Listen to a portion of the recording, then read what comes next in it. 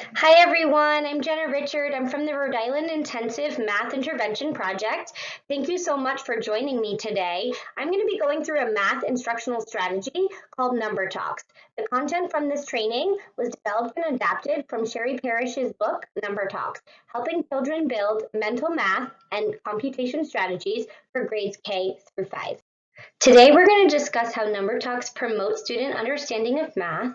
We're going to identify some of the major components of a number talk and what it takes to implement them in the classroom. We'll also talk about how you can use these as formative assessment tools. And throughout the presentation, we'll address considerations for struggling students. To quote Sherry Parrish, the teaching of mathematics has been viewed as a discrete set of rules and procedures to be implemented with speed and accuracy, but without necessarily understanding the mathematical logic.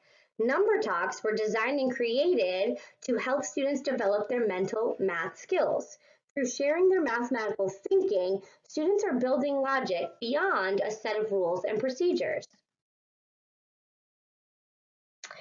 When bringing up the idea of number talks, educators often say, I have math discussions with my students all the time. Number talks are slightly more specific and address different things. Here's the difference between math discussions and number talks. Number talks are mini lessons that are separate from the daily lesson. Compared to math discussions, they're often structured discourse that revolves around the content that is being taught that day. Number Talks support computational fluency and mental math. They help students build their mental math strategies. They may or may not be connected to the lesson. They're quick-paced and short, 5 to 15 minutes. Educators often use them as warm-ups, rug time, morning meeting, and so forth. Again, students discuss their mental computation, and the biggest thing is they are student-led. The teacher is just there as the facilitator. Compared to math discussions, teachers are often leading those and the students are participating. Before we dig into the components of a number talk, here's an example of what a number talk will look like in a classroom. While you're watching, think about the following things. Is it a mini lesson that supports computational fluency, and how? Is it quick-paced and short? And does the teacher pose a problem, listen, and chart student strategies as a facilitator?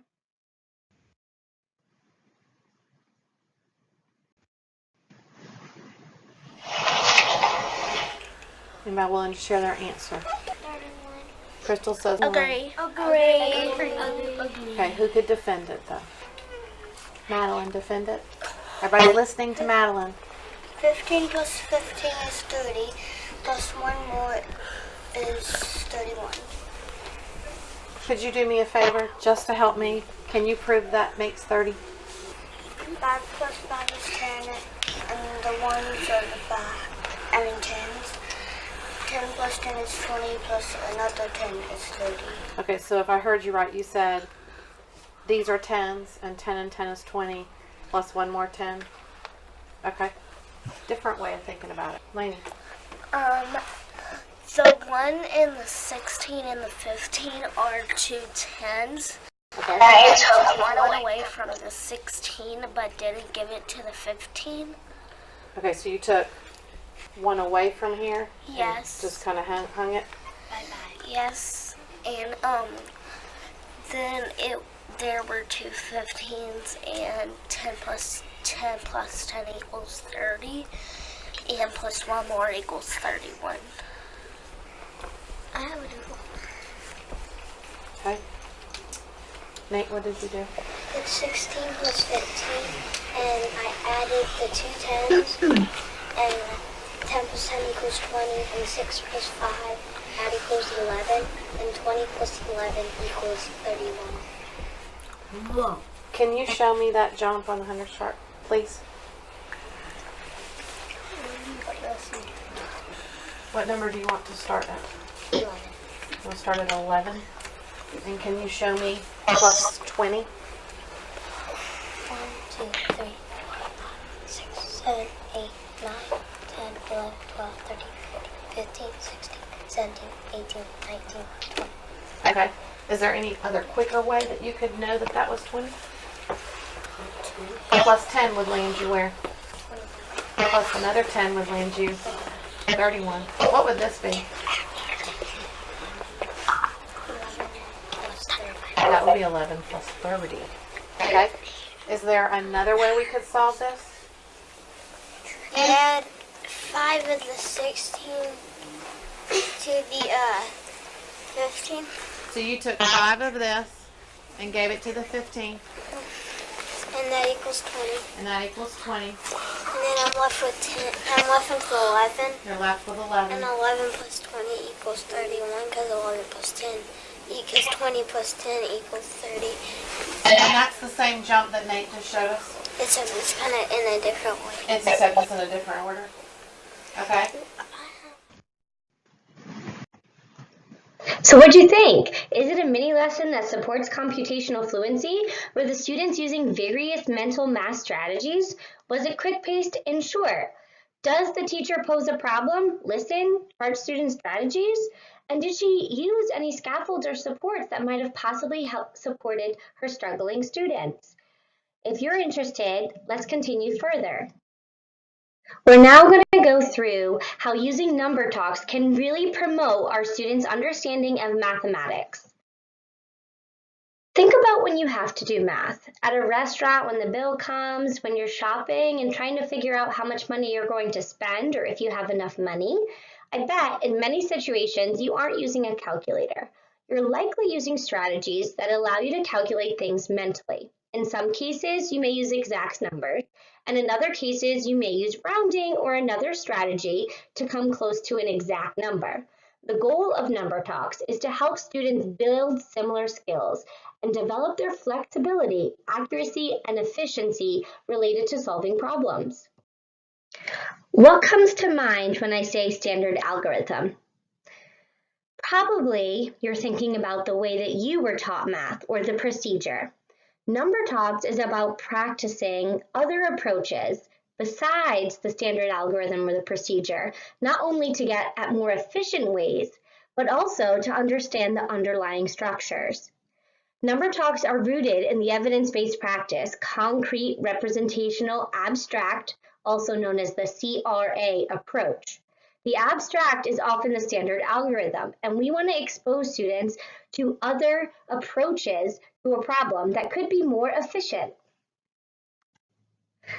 Number Talks are also rooted in the evidence-based practice of peer modeling, not peer-assisted learning. Peer modeling is allowing the opportunity for students to dialogue with and learn from their peers that will further support their understanding. Peer modeling of this process moves the students away from memorizing procedures the way that we often did when we were younger, and they begin to start making sense of and reasoning about mathematics in the moment. Developing flexibility with composing and decomposing numbers is an essential component of Number Talks.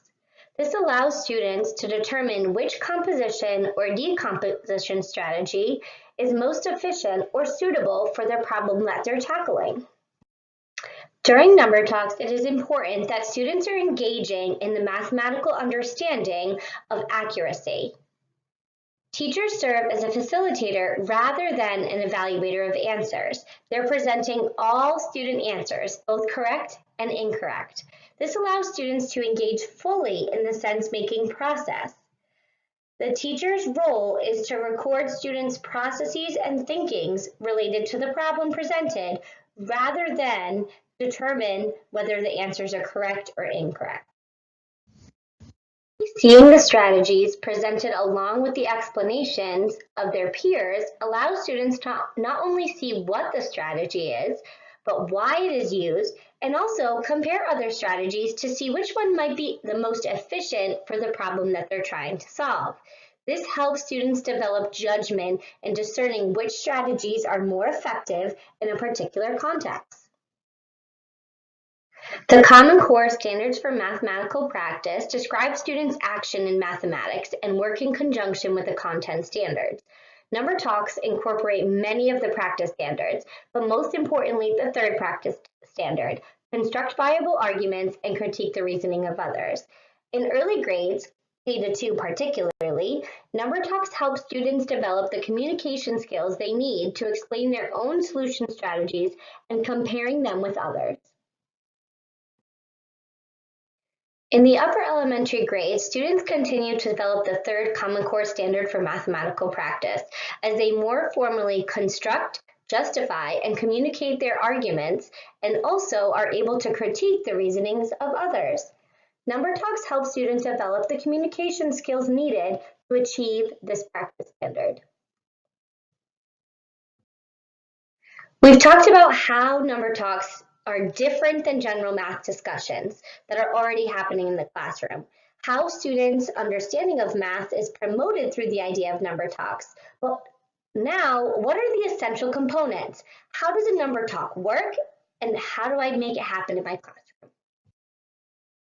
Number Talks are daily mini lessons that should be about 10 to 15 minutes in length. There are basic structures that you can follow to keep them quick-paced and short. First, a mental computation problem is presented to the class. Then, you're going to allow students time to work through it individually, mentally, giving them wait time to think through the problem. Students can also give you hand signals to let you know when they are ready. We'll go through that in future slides. Third, they'll share out the answers with a partner or with a whole group. You'll call on students to share their individual strategies, let them lead. And then as a class, you're going to agree on the correct answer based on the strategies that were shared. There are also some other things you can do to involve accuracy and efficiency, but these are the basic structures for the daily mini lesson. In the next few slides, we will discuss things to consider when implementing Number Talks: classroom environment and community, classroom discussions, the teacher's role, the role of mental math, and the idea of purposeful computation problems that you're going to use for the Number Talks. Having a classroom environment that is intellectually and emotionally safe so that students are willing to take a risk and put their thinking out in public is really important for Number Talks. A mathematical community where students support one another in their thinking is important. So having a set of expectations for the classroom will help move things forward. Peer-to-peer feedback is a critical component, so students need to feel safe to take risks. A growth mindset where mistakes are seen as learning opportunities rather than failures is really helpful. Access for all students, providing models for supports when needed is also essential. Allowing students to solve problems in their own way without judgment or comment, and providing safe opportunities for students to think first and then check and self-correct are all key expectations that should be set in your classroom environment. During talks, the students' use of hand signals at their chests can be helpful in letting the teacher know the status of their thinking. It also minimizes threats and distractions to allow for quality individual thinking time or sufficient wait time for students. By using hand signals at their chests, students can truthfully and privately signal to the teacher the status of their understanding.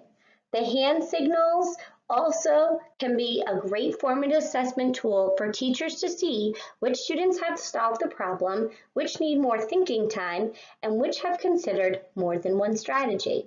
The hand signal also allows teachers to assess whether or not the majority of the students are getting at least one, more than one, or multiple strategies to help decide if something needs further practice, reteaching, or if the class is ready to move forward.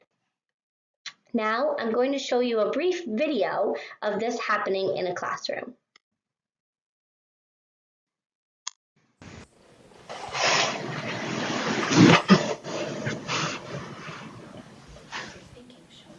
How many are there? How do you know? How many are there? How do you know? When you get your answer, you show me what them. And if you've got an answer, try to think of another way to think about it.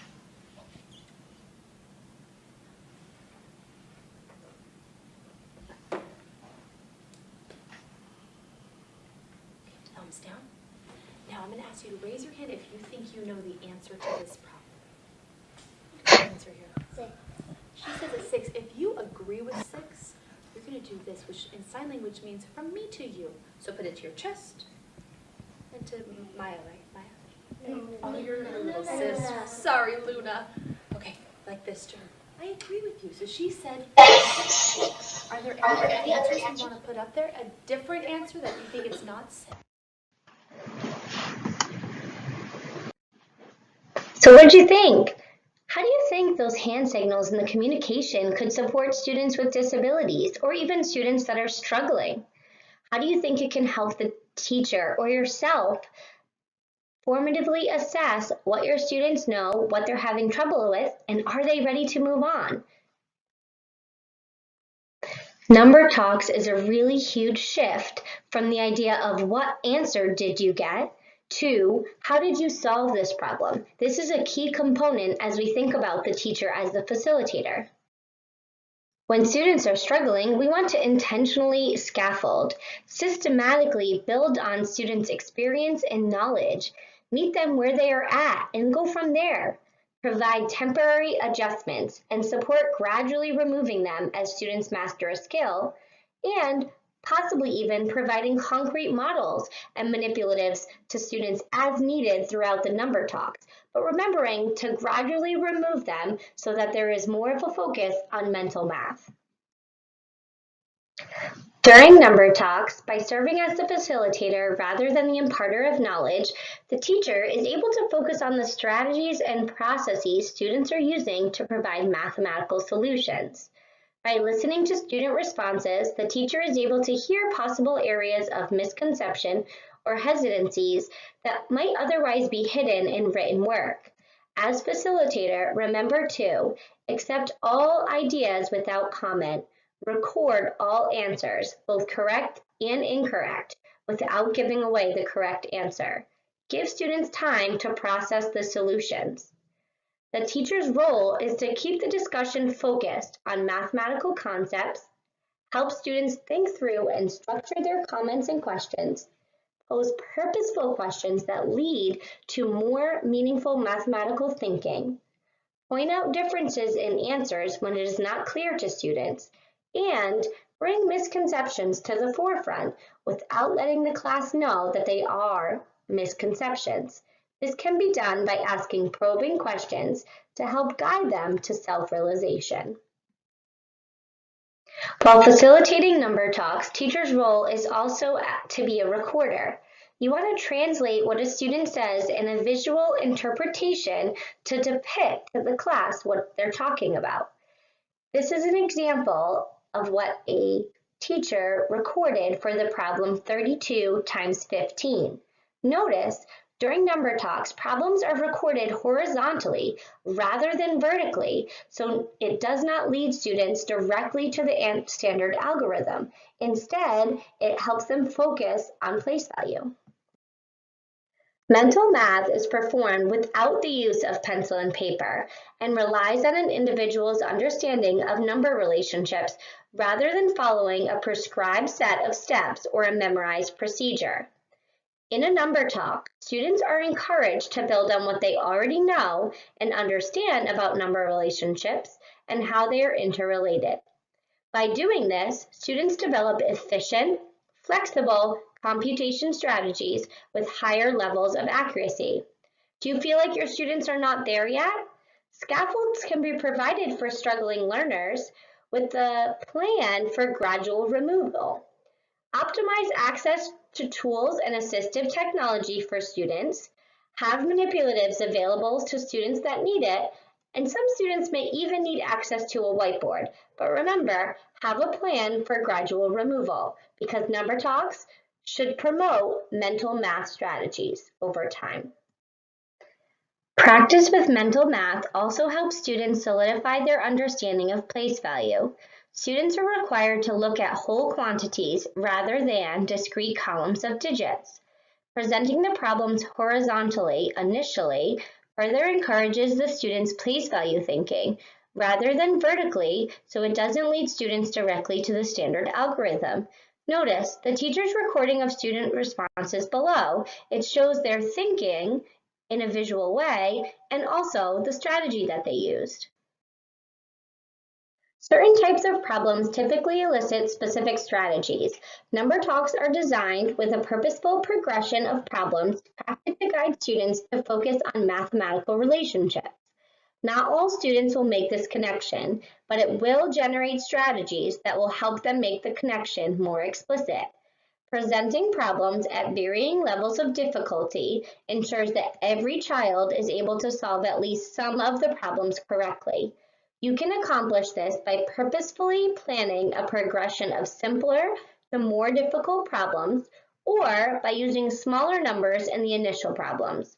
In Sherry Parrish's book, Number Talks, Helping Children Build Mental Math and Computation Strategies, she provides many examples of problems that elicit specific strategies and include a purposeful progression of problems. Here we have some examples of how number talks progress from kindergarten to second grade. Fluency with composition and decomposition numbers is a primary focus in the early grades. Students may use tools such as dot images, frames, pen frames, rec and recs to help them visualize this process. Refer to the glossary list in the folder for more information regarding any of these terms.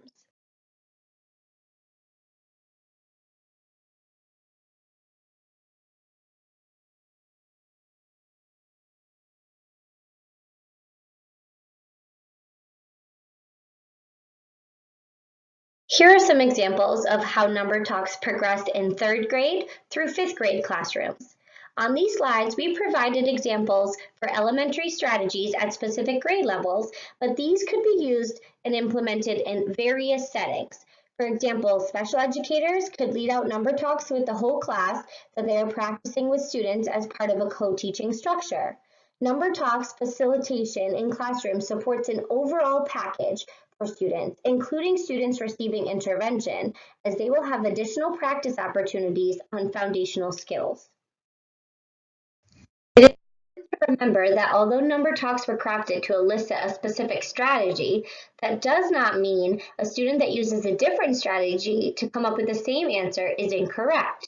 This would be a great opportunity to discuss efficiency with the class and also talk about the multiple correct strategies to come up with the same answer. I'm going to show you a video now of an educator that does just that. She points out the different strategies that students all use to come to the same answer. Let's take a look back at what we've done today. Some of the strategies we've used. We use decomposing numbers, and I'm just going to slide over here, and these are going to be our addition strategies list. And we're going to add to these over the next couple days and weeks of some things that we've done. So some of the strategies we used counting on. What were other strategies we used? Make 10. Make a 10. Make a 10. Regrouping? Did we use make regrouping today? No. In the problems that we did we have to use regrouping? We maybe could have if we were writing these down, or maybe if they were stacked on top of each other, we might go to that strategy. But not many of us used regrouping today. We either used counting on or make a 10. Any other strategies? What else did we use? Nicholas? Decomposing numbers.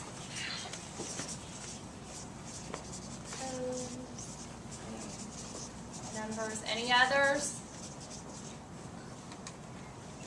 We'll go take a look over the next few days and we'll see what other strategies we did. You guys did a great job today. Thank you very much. So now you've seen some examples of what it looks like in a classroom. You know how number talks can be used to support students' mathematical thinking, and you know what your role is as the facilitator in creating a classroom environment, but how do we implement them in the classroom? What does it take? What are the components, and what do I do for these daily lessons? Timing is the first thing. Remember, they're mini lessons. They should be quick-paced and short, 10 to 15 minutes. They can occur almost anywhere within your day. Some teachers use them at the start of the class as part of the daily routine to the main lesson. Some people use it midway through a math period, serving as a break between two different activities. At the end of the day as a computational skill builder with small groups as part of a workshop. During morning meeting, there are many different ways that this can be used. Just remember, they should be quick-paced and short. For setting in materials, they can be done with a small or a large group. Many teachers have their students gather in one place on a rug or close to the board that they're going to record the number talks on.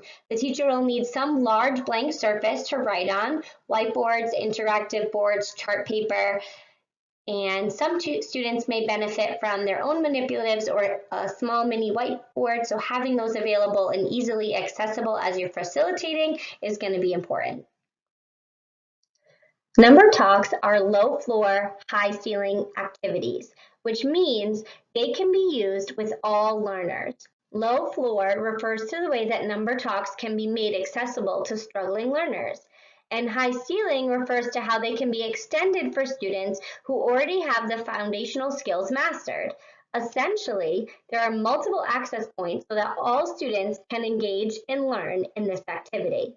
Number talks allow students to use any computation method to solve the problem, as well as having the opportunity to see, listen to, and think about other solutions for the same problem. The ultimate goal is for students to compute accurately, efficiently, and flexibly mentally. This takes time, trial and error, and multiple opportunities for engagement with the math. Establishing procedures and setting expectations is really important to ensure that students are actively engaging during the number talks. To do this, select a designated location that allows you to maintain close proximity to your students for informal observations and interactions. Provide appropriate wait time for the majority of the students to access the problem. Appropriate communication must be repeatedly modeled for student responses. Displaying sample problems to help students learn how to frame their questions and comments may help to share their thinking in a productive manner without being negative.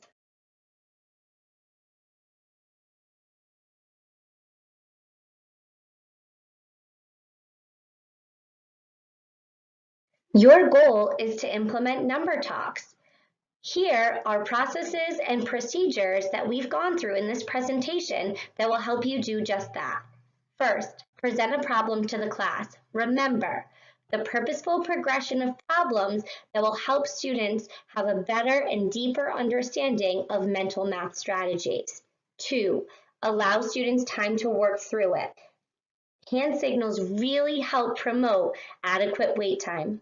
Have the students share answers with a partner or the whole group. Remember, record all answers, both correct and incorrect. 4, call on students to share their strategies. Let them lead. You are the facilitator. 5, as a class, agree on the correct answer based on the strategies that were shared. Remember, quick-paced, short. Throughout the presentation, we've talked about different ways to use number talks as formative assessment tools, but here are some more opportunities to use the number talks in this way. During a number talk, all student work is displayed. By numbering the strategies and voting for their preferred strategy, the teacher can see which students are sticking with less efficient, more cumbersome strategies rather than moving on to more efficient ones. This formative assessment strategy is known as vote for your favorite. Another way to help teachers use number talks as formative assessment is a running record. To do this, take a picture of the student work when the number talk is completed and add some notes about where students demonstrated fluency, efficiency, and where they struggled. You can also include notes about any students that you might be keeping an eye on as a way to track progress over time.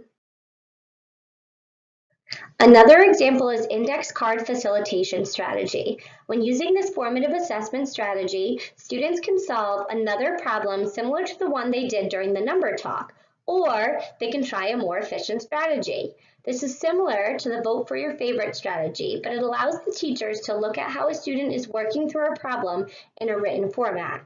You may also know this strategy by the name exit ticket or exit slip. In summary, what are number talks? They're vehicles for developing efficient, flexible, and accurate computational strategies that build upon the key ideas of mathematics. They're crafted to elicit specific strategy, but remember, students will share tons of different strategies. There is no correct or incorrect way to solve the problems. They include a debrief where students talk amongst each other and decide which strategies are the most efficient, which strategies are accurate, and which answers are correct. And the teacher guides these number talks. They are the facilitators. They record all the students' thinking in a visual interpretation, but they are student-led. The students are the ones that are determining the strategies and the accuracy of the problems, not the teacher. Want to learn more? Visit the resource folder in your Google Drive where you will find links to other articles and other videos of teachers implementing number talks in their classrooms. In addition, there is an action planning template that can be used to create a plan as to how number talks will be implemented in your classroom.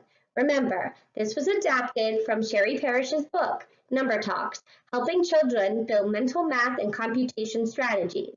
I look forward to helping you all implement number talks into your classroom.